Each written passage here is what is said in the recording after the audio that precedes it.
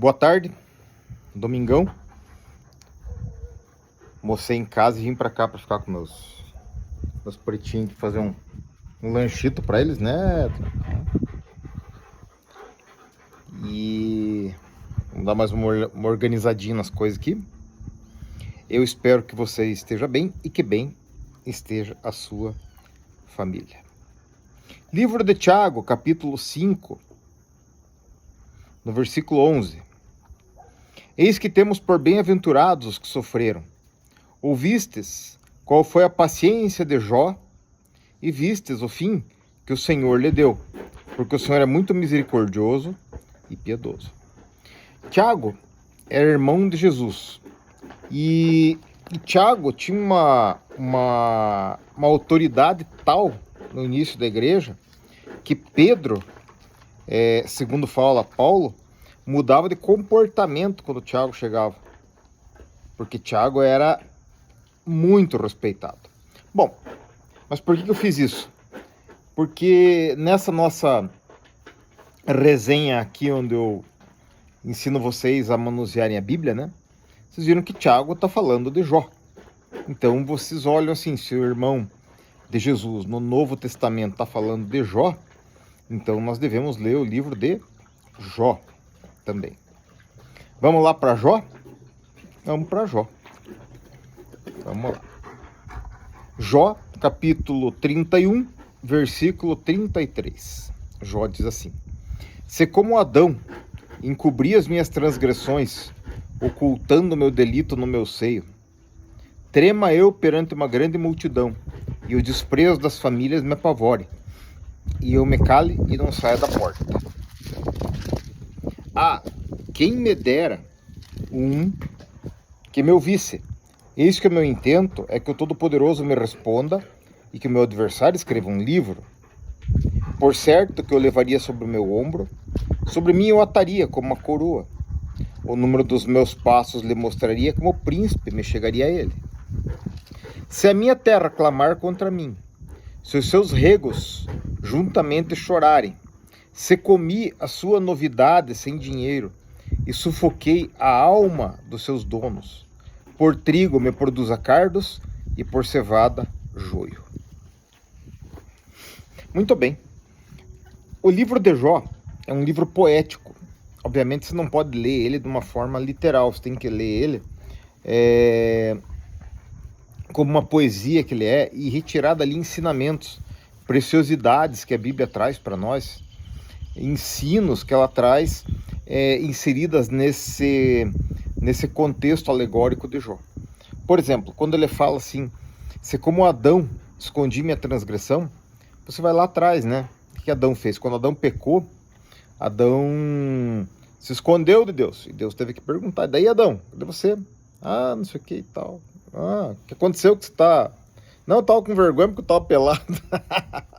Deus falou: nunca teve vergonha de estar pelado, fiz você pelado, que história é essa?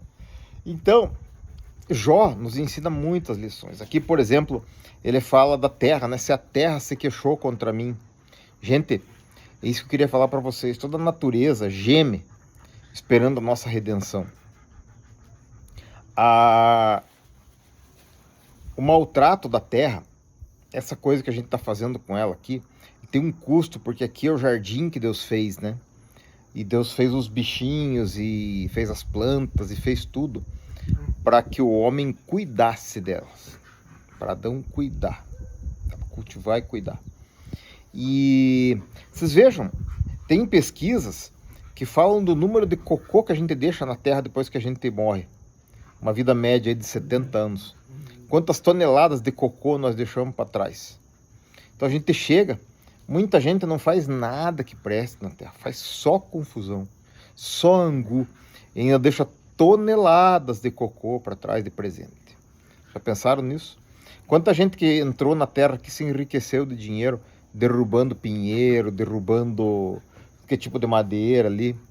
Quanta gente que para ganhar dinheiro entrou numa área de floresta e pôs um trator de um lado, outro trator do outro com uma corrente e veio arrebentando tudo para abrir aquilo ali e fazer as suas lavouras e sem se preocupar se ali era o lar de alguns bichos e tal.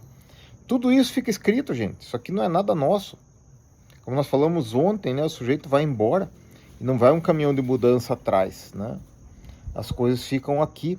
E assim como a terra clamava, quando o sangue de Abel clamava da terra, né? Como o sangue das crianças inocentes lá do tempo de Moloque que eles matavam. E hoje também, né? Quando fazem um aborto, tudo isso a terra clama. A terra clama pela destruição, clama pela maldade. A terra clama pelos recursos naturais que nós estamos tirando dela de forma descontrolada a cada ano, né? Tudo isso Jó nos ensina, né? Se as florestas, se os regos ali clamaram contra mim, vocês já imaginaram isso? Mas Deus nos fez os seus jardineiros, né? Para a gente cuidar da terra. Então, se a gente tem oportunidade de cuidar da terra, a gente pode fazer alguma coisa, né? A gente pode semear alguma coisa, a gente pode plantar algumas árvores para deixar para depois. E a gente vai cuidar. Porque a vida cristã ela é muito complexa. Ela é cheia de obrigações, né? Vocês têm que ter uma vida livre do pecado, tem que ajudar os outros e tem que cuidar do meio ambiente. E os outros, principalmente sua família, porque a palavra de Deus diz que aquele que não cuida dos seus negou a fé, é pior que o descrente. E os seus são sua mulher e seus filhos, né? Aí se você tiver condições de atender de algum outro parente, você dá uma mão lá e tal, atende, cuida se precisar. Mas aqueles que a gente tem a responsabilidade mesmo são mulher e filhos, né? O homem deixa seu pai e sua mãe e se une a sua mulher e se torna uma só carne, né? Abraão deixou a sua casa, sua parentela e foi ter uma vida com o Senhor, onde Deus foi com ele. Então nós temos que ter esse cuidado. E o que eu queria dizer hoje mesmo é assim, ó, é que a Bíblia ela é cheia de orientações e ela é autoexplicativa, né? Quando você pega ali Tiago falando de Jó, aí você entende que você deve ir lá no livro de Jó. Aí você vai. Você pega lá Jesus falando de Isaías, você vai lá no livro de Isaías. E assim vai, né? Assim vai. A não ser que você pegue Judas falando do livro de Enoque, né? Que mandaram tirar da Bíblia lá no Concílio de Nicéia, né? Mas tem o Bíblio de Enoque e o livro de Gigantes ali, se vocês quiserem olhar. Porque esses apócrifos aí, como a maioria das pessoas não lê nem os 66 livros da Bíblia, né? Como é que você vai querer que leiam outra coisa a mais, né? Mas esses, eu digo assim, não é para o senhor entrar aqui hoje porque o senhor está com o pé sujo. Isso, muito obrigado. Esses livros são livros interessantes, como livros de história, assim, para você se orientar. Eles dão bastante noção do que aconteceu e por que as coisas aconteceram, né?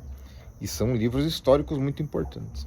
Mas essa é a lição, então. Como o Tiago menciona no livro de Jó, nós podemos pegar algumas lições no livro de Jó, porque ele é mencionado no Novo Testamento.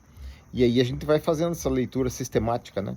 A gente não faz uma leitura literal da Bíblia. Se você pegar a leitura literal da Bíblia, você vê lá um Deus que diz não matarás, e depois você vê Davi matando a torto e direito e sendo perdoado. Vê os caras matando em nome de Deus, e Deus se fica sem explicação para você mesmo e para o povo, né? Então você tem que ler ela no contexto, ler ela interpretando, e ela mesma ela faz uma interpretação autêntica, né? Ela mesma se explica aqui, como nesse caso aqui, ele menciona, né? Menciona Jó aqui e tal, e o fim que Deus lhe deu, e coisa assim. Você vai se divertir, se abeberar no livro de Jó. Eu gosto muito do livro de Jó. Nosso livro de Jó, que fala das cabras montanhesas lá, que sobem a terra, que escondem a sua cria. Fala de como Deus fez a neve, como Deus fez a geada, a chuva, né? É muito legal. É muito gostoso livro para ser lido com fé, mas a história, tem muito mais coisa ali do que as pessoas normalmente entendem, né? Ele é uma lição de tudo que funciona nessa terra maravilhosa que Deus deu para mim e para você habitarmos. Tenha um excelente domingo. Que Deus te abençoe muito.